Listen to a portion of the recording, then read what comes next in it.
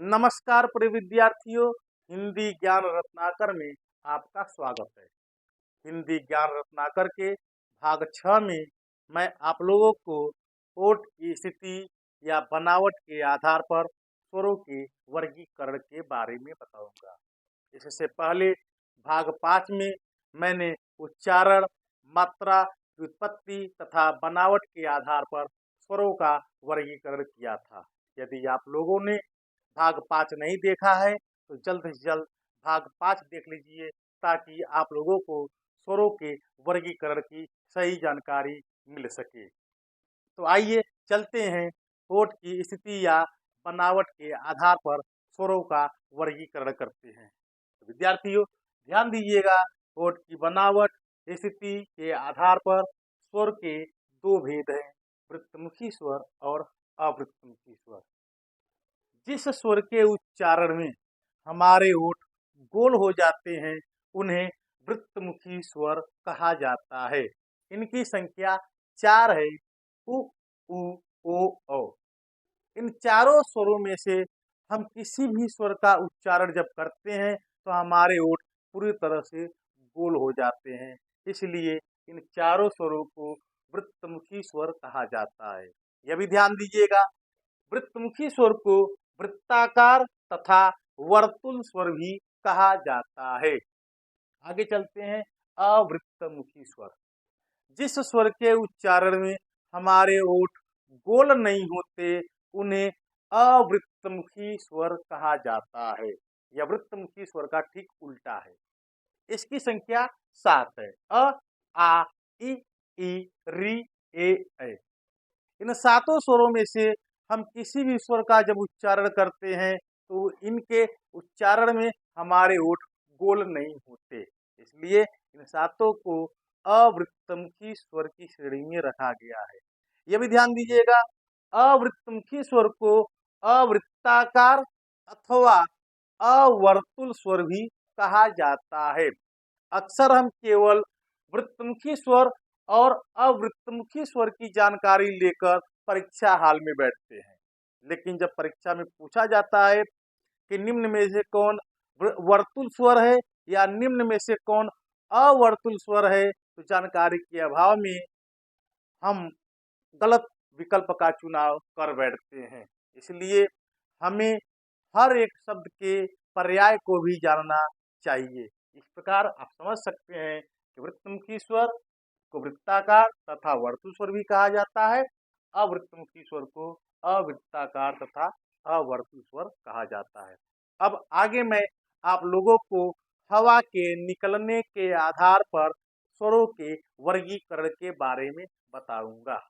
तो विद्यार्थियों, यह है हवा के निकलने के आधार पर स्वर का वर्गीकरण। तो आप देख रहे हैं, हवा के निकलने के आधार पर स्वर के दो भेद हैं, निरनुनासिक स्वर और दूसरा है अनुनासिक स्वर। अब निरनुनासिक स्वर क्या है, अनुनासिक स्वर क्या है, चलते हैं जानते हैं। जिस स्वर के उच्चारण में हवा केवल हमारे मुंह से निकले उसे निरनुनासिक स्वर कहा जाता है। एक बार पुनः सुन लीजिएगा कि जिस स्वर के उच्चारण में हवा केवल हमारे मुंह से निकले उसे निरनुनासिक स्वर कहा जाता है।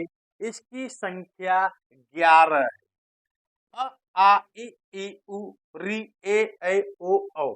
यानी परंपरागत रूप में जितने स्वर आते हैं वे सभी परंपरागत स्वर आपके निरनुनासिक स्वर कहलाते हैं, क्योंकि हम जब भी इन स्वरों का उच्चारण करते हैं तो इनके उच्चारण में हवा केवल हमारे मुंह से निकलती है। यह भी याद रखिएगा, निरनुनासिक स्वर को अनुनासिक स्वर भी कहा जाता है। अनुनासिक स्वर। अब आते हैं अनुनासिक स्वर। जिस स्वर के उच्चारण में हवा हमारे मुख के साथ साथ नाक से भी निकले उन्हें अनुनासिक स्वर कहा जाता है। एक बार पुनः सुन लीजिए कि जिस स्वर के उच्चारण में हवा हमारे मुख के साथ साथ नाक से भी निकले उन्हें अनुनासिक स्वर कहा जाता है।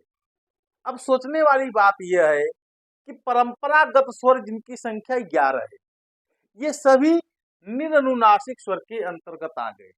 तो अनुनासिक स्वर में कौन से स्वर आएंगे, यह जानना बहुत ही जरूरी है।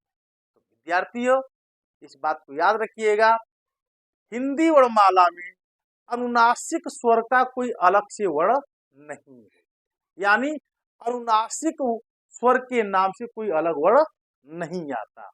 सभी निरनुनासिक स्वर को अनुनासिक स्वर में परिवर्तित किया जा सकता है, बशर्ते इसके लिए सभी स्वरों के ऊपर चंद्र बिंदु लगाया जाता है। ये ध्यान दीजिएगा, सभी स्वरों के ऊपर चंद्र बिंदु जब आप लगा देंगे तो यह अनुनासिक स्वर में परिवर्तित हो गया। तो अनुनासिक स्वर जिसके उच्चारण में हमारे मुख के साथ साथ नाक से भी हवा निकले उसे अनुनासिक स्वर कहा जाता है। अब ये सभी स्वर जब मात्रात्मक रूप में व्यंजन के साथ प्रयुक्त होंगे तो कहीं कहीं परिवर्तित रूप में आएंगे। अगर किसी व्यंजन के ऊपर स्वर की मात्रा या शिरोरेखा के ऊपर स्वर की मात्रा लगी हो तो वहां पूरा चंद्रबिंदु न लगाकर केवल बिंदु का प्रयोग किया जाता है। और यदि शिरोरेखा के ऊपर कोई मात्रा नहीं है तो वहां हम चंद्र बिंदु का प्रयोग करते हैं। उदाहरण के रूप में आप देख सकते हैं क यहाँ अ है, ऊपर शिरोरेखा पर कोई मात्रा नहीं है इसलिए चंद्र बिंदु। का ऊपर शिरोरेखा पर कोई मात्रा नहीं है, चंद्र बिंदु। की ऊपर शिरोरेखा पर मात्रा है इसलिए पूरा चंद्र बिंदु न लगाकर केवल बिंदु का प्रयोग किया गया है। इसी तरह की में दे सकते हैं के, को, क ऊपर शिरोरेखा पर मात्रा है इसलिए यहाँ पर पूरा चंद्र बिंदु न लगाकर केवल बिंदु का प्रयोग किया जाता है। अब उच्चारण कैसे होगा हम दोनों का बता देते हैं। यह अ, आ, इ, उ, री, ए, ऐ, ओ, औ।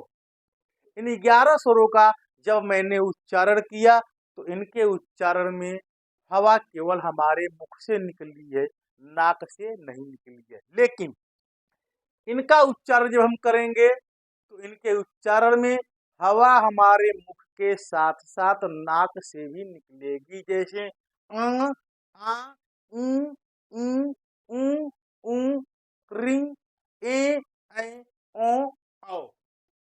अब देख लीजिएगा उच्चारण करके आपके मुख के साथ साथ नाक से भी हवा निकलेगी। इस प्रकार आज के लिए इतना ही। प्रिय विद्यार्थियों, आप अपनी टिप्पणियां, अपने विचार हमें लिख कर भेजते रहिए।